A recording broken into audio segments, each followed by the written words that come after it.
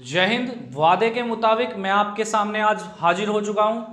हम यहां पर कंप्लीट हिंदी की तैयारी करेंगे, जो आपके लिए एसएससी जीडी और यूपी प्लस और यूपी एसआई हमारे जो होंगे वो मेन फोकस होंगे। और यहां से आपको सिर्फ वही मिलेगा जो पेपर में आया हुआ है या फिर आने की पूरी संभावना है उसकी। तो फालतू की चीज हम यहाँ पर कोई नहीं पढ़ेंगे। बच्चे ध्यान दीजिए, मैं आज आपके साथ कमिटेड था कि मैं जो है हिंदी का जो है बैच आपके लिए लेकर आ रहा हूँ। और यूट्यूब पर ये जो सेशन है हमारा लगातार चलता रहेगा इसी तरीके से। जो आपका हमारा जो टारगेट है एसएससी जीडी, यूपी कांस्टेबल और यूपी एसआई, और यूँ कहें तो यूपी एसआई का जब हम सिलेबस कवर कर लेते हैं हिंदी का, तो यूपी एसआई का सिलेबस अपने आप में एक बहुत बड़ा ब्रॉड सिलेबस है।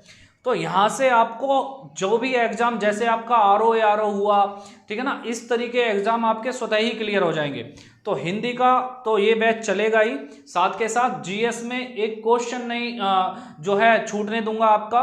और साथ के साथ हम मैथ भी पढ़ेंगे, यानी कि आप एसएससी जीडी की जो है मैथ और जीएस और क्या नाम है हिंदी, उसका जिम्मेदारी मेरे पर छोड़ दीजिए। आपका हर एक क्वेश्चन सही होगा। 2024 की जो ये हम तैयारी करने वाले हैं आपको एकदम बेहतरीन क्लियर होगा।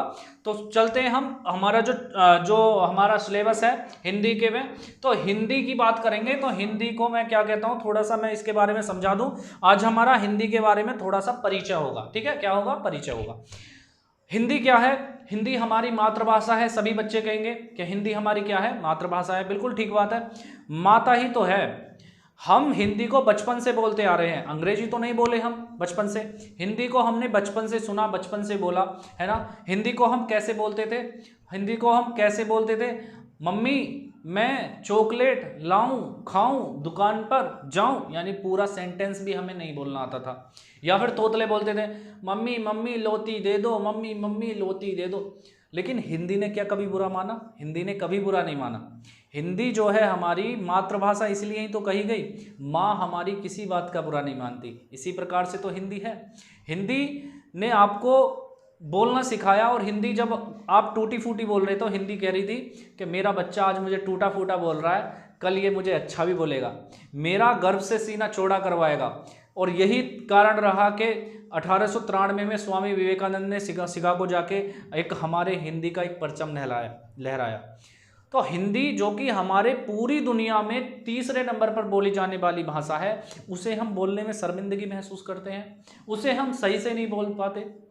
हिंदी एक वैज्ञानिक भाषा है, क्योंकि इसे जैसा बोला जाता है वैसे ही लिखा जाता है। और आप लोग कभी भी किसी को भी देख लेना, बड़े बड़े सेलिब्रिटी क्या है, हिंदी बोलने पर शर्म महसूस करते हैं, इंग्लिश में गिटर पिटर करने लगते हैं। अरे भाई, हिंदी ऐसी है कि हिंदी को जो बोलोगे वही तो लिखोगे। अब मैं यहाँ पे लिख दूँ आवर, इंग्लिश में लिख दिया आवर, अब बोल रहे हैं आवर और लिख रहे हैं हावर, एच साइलेंट कर दिया। तो हमारी हिंदी तो ऐसी नहीं है। हिंदी में हमारी में जो बोला जाता है वही लिखा जाता है। तो अपनी मानक भाषा, यानी कि हिंदी क्या है? मानक भाषा। हिंदी का दूसरा रूप हो जाएगा बच्चे मानक भाषा। मानक भाषा क्या है? मानक भाषा उस सभी भाषाओं को कहते हैं जिनका अपना क्या होता है? व्याकरण। जिनका अपना व्याकरण होता है, व्याकरण होता है, उसे क्या कहते हैं बच्चे? मानक भाषा कहते हैं। अगर कुछ भी बात आपको समझ में नहीं आती, आप कमेंट बॉक्स में कमेंट कर सकते हैं। आप कमेंट बॉक्स में कमेंट कर सकते हैं, बता सकते हैं कि जी हाँ से चैप्टर समझ में नहीं आया, मैं आपको पर्सनली गाइड करूंगा। बात क्लियर है? तो यहाँ मेरा मेन उद्देश्य है कि बच्चे का एक रुपया खर्च ना हो और बेहतर से बेहतर शिक्षा उपलब्ध हो। जो बन पड़ेगा वो करूँगा, आप इस चीज़ की टेंशन ना लें। अब बात चलती है कि जी अपना व्याकरण हो, तो हिंदी पर अपना व्याकरण है। जी हाँ, हिंदी क्या है? हमारी राजभाषा है या राष्ट्रीय भाषा है बच्चे? तो सभी का जवाब प्यारा सा आएगा कि क्या है? हमारी भाषा राजभाषा है जी, हिंदी। तो राजभाषा और राष्ट्रभाषा में अंतर क्या है बच्चे? और एक क्षेत्रीय भाषा भी हमने पढ़ी है। क्षेत्रीय भाषा उस भाषा को कहते हैं जो आसपास के क्षेत्र में बोली जाती है, या फिर कोई समुदाय विशेष जो है कबीले टाइप जैसे बोलते हैं। और हमारी राष्ट्रभाषा जो आ जाती है, राष्ट्रभाषा का मतलब होता है संपूर्ण राष्ट्र बोलने वाला। जो संपूर्ण राष्ट्र बोलता है वह भाषा राष्ट्रभाषा होती है। राजभाषा को हम ऑफिशियल लैंग्वेज कह सकते हैं, यानी कि जो हमारा राजकाज है वो कौन सी भाषा चला रही है, तो वो कौन सी चला रही है? हमारी हिंदी भाषा चला रही है। आप मेरे समझ से आप इस चीज को समझ गए होंगे कि राष्ट्रभाषा, क्षेत्रीय भाषा और राजभाषा में क्या अंतर है। तो राजभाषा यानी कि जो राजकाज के लिए संबंधित हो, तो राजभाषा तो है ही, और दूसरे नंबर पर हम इस पे क्या है, सामान्य बोलचाल में बोली भी जाती क्या है, हिंदी बोली जाती है। तो हिंदी आप समझे राजभाषा होती है। राजभाषा या राष्ट्रभाषा उन भाषाओं को दर्जा मिलता है इस चीज का जिसमें व्याकरण लिखे गए हों, या फिर जिसका कोई अपना व्याकरण हो। अब व्याकरण जब होगा उससे पहले एक थोड़ा सा और इसका चरण आ जाएगा, और स्टेप पहला आ जाएगा। स्टेप पहले में क्या हो जाएगा कि भाई यदि उस पर साहित्य लिखे गए हों, उस पर ग्रंथ लिखे गए हों, तो सो तो है हमारे क्या है, साहित्य लिखे गए हैं, ग्रंथ लिखे गए हैं हमारी हिंदी भाषा में। तो इसी कारण से ये क्या है, एक राजभाषा है, राजभाषा का इसे दर्जा मिला है। अब बात आती है भाषा। भाषा होती क्या है? भाषा बच्चे वो होती है, छोटे से रूप में मैं आपको बता दूं, क्योंकि हमारी वीडियो ज़्यादा लंबी खिंच जाएगी अगर डिटेल में पहुंच जाएंगे। अगर किसी भी बच्चे को ये सोचना है कि डिटेल में जानना है, तो इसके लिए भी मुझ पे कमेंट कर दें, फिर मैं इसके लिए एक डिटेल वीडियो लाऊंगा। अभी थोड़ा सा आप समझ लीजिए कि भाषा क्या है बच्चे। भाषा है मौखिक भाषा, सांकेतिक भाषा और लिखित भाषा। भाषा के 3 रूप होते हैं, तीसरे रूप से चौथा रूप नहीं आएगा। अगर आप पर क्वेश्चन आ रहा है कि क्या भाषा के कितने रूप होते हैं, तो भाषा के कितने रूप होते हैं? मौखिक भाषा, सांकेतिक भाषा का और लिखित भाषा, 3 रूप ही होते हैं सिर्फ। मौखिक भाषा में क्या है? मौखिक भाषा जैसे बच्चे मैं बोल रहा हूं आपसे, आपने छोटे से में मौखिक पेपर दिए होंगे, इसी प्रकार से मौखिक पेपर जो दिए थे, मौखिक पेपर होता था, या जिसे कहते हैं ओरल जो पेपर होता था, उसके अनुसार ही वह भाषा क्या कहलाएगी? मौखिक भाषा कहलाएगी। मैं आपसे बात कर रहा हूँ मौखिक रूप से कर रहा हूँ, तो ये क्या है? मौखिक भाषा है। अगली भाषा आती है सांकेतिक भाषा। बच्चे जैसे आप छोटे होंगे या आपके घर में कोई छोटा बच्चा होगा, आप क्या कहते होंगे? यानी कि अब मेरे पास जैसे यहाँ पे एक बोतल रखी है, तो मैं कहूँगा अब वो बोतल ना उठा के क्या ला रहा है? मोबाइल उठा के ला रहा है। मैं बोलूँगा तो वो समझ जाएगा क्या उठा के लाना है, बोतल उठा के लानी है, तो बोतल मेरे पास लाएगा। तो ये कौन सी भाषा हुई बच्चे? सांकेतिक भाषा हुई। कौन सी भाषा हुई? सांकेतिक भाषा।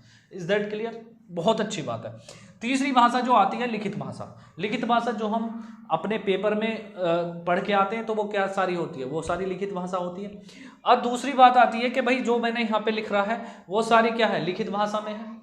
वो सारी क्या है बच्चे? लिखित भाषा में है। अब बात आती है कि भाषा तो आ गई सर, लेकिन इसको एक लिखने का ढंग भी तो होता है। तो बच्चे लिपि, यहां पर मैंने बात आई है लिपि। लिपि को ही कहते हैं लिखने का ढंग। क्या कहते हैं? लिखने का ढंग। तो लिखने के ढंग को ही क्या कहते हैं बच्चे? लिपि कहते हैं। बात क्लियर है इतनी सी? या फिर इसको कह सकते हैं शैली। लिखने की शैली को बच्चे क्या कहते हैं? लिखने की शैली को ही क्या कहते हैं? लिपि कहते हैं।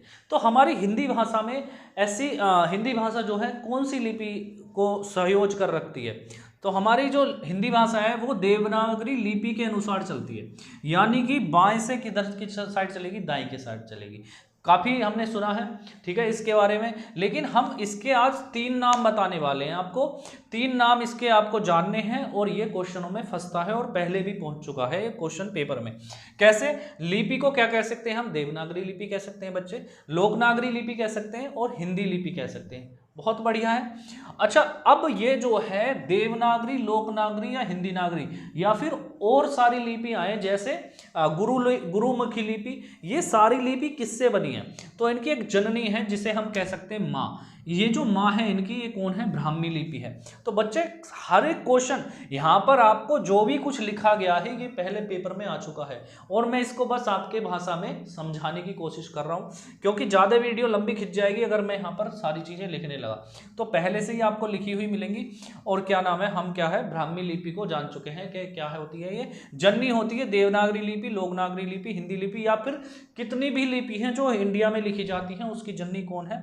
ब्राह्मी लिपि है। अब लिपि का मैं अंतर समझो बच्चे। यहाँ पर थोड़ा सा मैं आपको एग्जाम्पल देने की कोशिश करूंगा, यहाँ पर थोड़ा सा गौर फरमाना। क्या फरमाएंगे कि लिपि क्या है?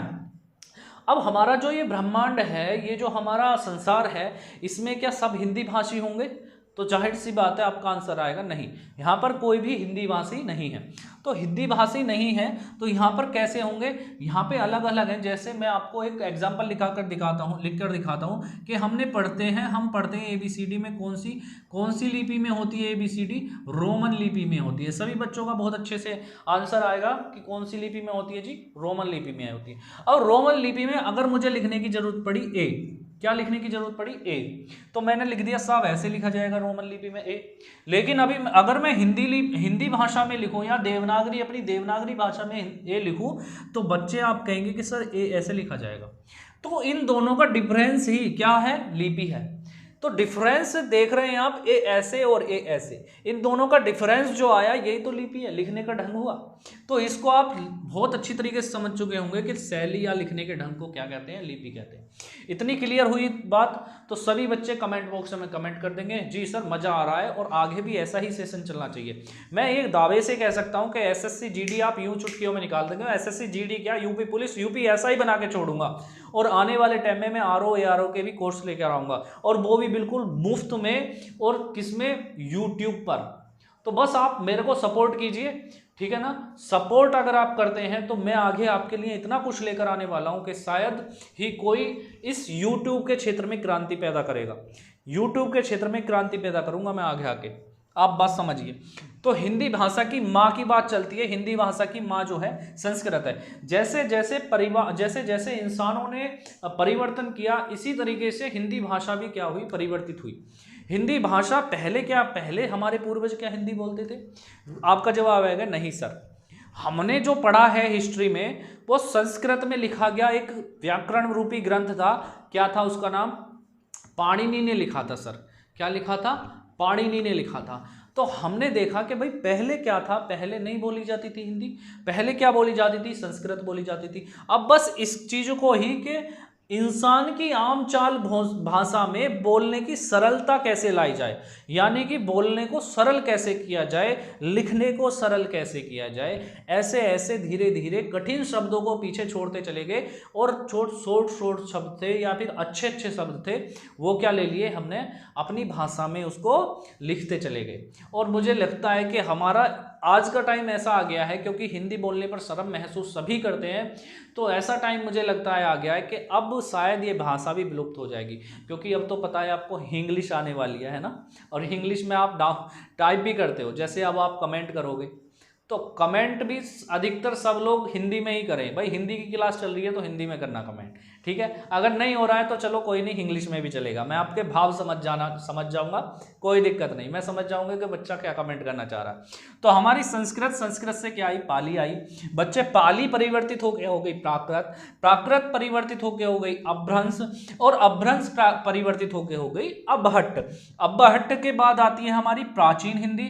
और यहाँ से रीति काल में जब हम प्रवेश करते हैं तो प्रारंभिक हिंदी को हम देखते हैं, और प्रारंभिक हिंदी जो है हम पढ़ते हैं अपनी व्याकरण में। व्याकरण जो पढ़ा जाता है बच्चे प्रारंभिक हिंदी के अनुसार पढ़ा जाता है, और जो हमारे पेपर में आती है वो भी क्या आती है, प्रारंभिक हिंदी ही आती है। इस पॉइंट को आप समझ चुके होंगे, मुझे लगता है कि आप ये पॉइंट को क्लियर कर चुके होंगे बिल्कुल। अच्छा, यहाँ पर एक क्वेश्चन बनता है कि हिंदी भाषा और अपभ्रंश के बीच की कड़ी क्या हो गई, तो कड़ी क्या हो गई, अभट्ट होगी सर। अब सर एक क्वेश्चन और आ सकता है, क्या क्वेश्चन आ सकता है कि पूछ लेगा कि हिंदी भाषा कैसे कैसे परिवर्तित हुई। क्वेश्चन कैसे बनेगा, हिंदी भाषा कैसे कैसे परिवर्तित हुई। यानी हम देखेंगे कि संस्कृत से पाली, पाली से प्राकृत, प्राकृत से अपभ्रंश, अपभ्रंश से अभट्ट, अभट्ट से प्राचीन हिंदी, प्राचीन हिंदी से प्रारंभिक हिंदी। इस तरीके से हमारी क्या हुई, भाषा को परिवर्तित हुआ। तो ये क्रम आपको याद रखना है। क्वेश्चन पहले बन चुका है, आगे भी बनने की संभावना पूरी। अब बात चलती है कि हिंदी भाषा आखिर बोली कहाँ कहाँ जाती है, इसे भी बता दीजिए सर शॉर्ट तरीके से। तो हम बोलेंगे जी भाषा के परिवार हैं। आपका क्वेश्चन आएगा भाषा के परिवार कितने होते हैं, आप क्वेश्चन का आंसर लगाएंगे चार हमारे भाषा के परिवार होते हैं। यहाँ पर हम देखेंगे एक भारोपीय परिवार होता है, एक यहाँ पर द्रविड़ परिवार होता है बच्चे, एक यहाँ पर आस्ट्रिक परिवार होता है, और एक यहाँ पर चीनी तिब्बती परिवार होता है। Is that clear? बहुत अच्छी तैयारी हम कर रहे हैं यहाँ पर। भारोपीय परिवार जो है सबसे ज्यादा हिंदी बोलने वाला परिवार है। कैसा परिवार है? सबसे ज्यादा हिंदी बोली जाती है भारोपीय परिवार में। यहाँ पर एक क्वेश्चन बन गया, देखिए भाई साहब क्या बन गया क्वेश्चन ये बन गया है कि सबसे ज्यादा हिंदी कहाँ बोली जाती है। तो हमारा जो आ जाएगा वो क्या आ जाएगा, भारोपीय परिवार में। द्रविड़ परिवार कहाँ होता है? द्रविड़ परिवार जो तमिलनाडु, कर्नाटक, केरल, ये सारे क्या है यहाँ पे द्रविड़ परिवार के रूप में आ जाते हैं। हमारा ऑस्ट्रिक परिवार, जब हम जम्मू कश्मीर के आसपास का इलाका देखेंगे तो हमारा ऑस्ट्रिक परिवार आ जाएगा। और यहाँ पर चीनी तिब्बती परिवार आप समझ सकते हैं, जहाँ हमारा तिब्बत है, यानी ITBP में अगर आपने कभी फॉर्म भरा होगा तो वो वही है, इंडियन तिब्बत। ठीक है, तो बात क्लियर इतनी सी हो गई कि चीनी तिब्बती परिवार कहाँ होते हैं, ऑस्ट्रिक परिवार कहाँ होते हैं, द्रविड़ परिवार कहाँ होते हैं, भारोपीय परिवार कहाँ होते हैं।